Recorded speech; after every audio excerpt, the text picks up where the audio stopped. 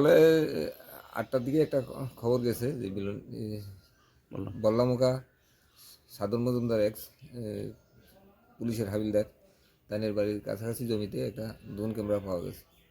তারপরে খবর পাই আমরা আইছি, আইয়া আমরা ওই ড্রোন ক্যামেরাটা পাইছি।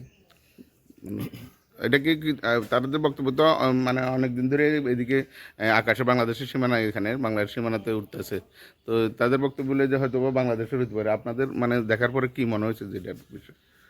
এটা এখানে আওয়ার পরে আমরাও জানতে পারছি যে এটা কয়েকদিন ধরে এদিকে ঘুরতে আছে।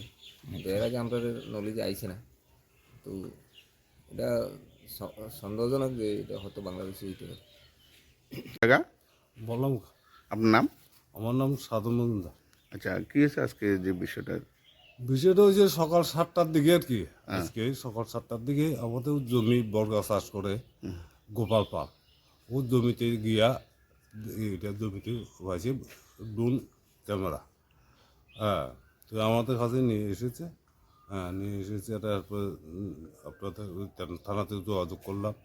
হ্যাঁ, এটা কি জিনিস তো বুঝতে পারতেছি না, অত সম্ভবত ড্রোন ক্যামেরা। কিন্তু 7-8 দিন আগে এই ক্যামেরাটা এই দিক দিয়ে সকালবেলা আসে। কোন জায়গায় পড়ছে টড়ছে এটা জানি না, হয়তো এই ডে হইতে পারে এমন আর কি। এটা কোনখানের মনে হইতেছে আপনার? আপনার এখান থেকে বাংলাদেশ সীমানা কতটুকু? বেশি না, কত 1-1.5 ফলম। আচ্ছা, কি মনে হইতেছে এটা?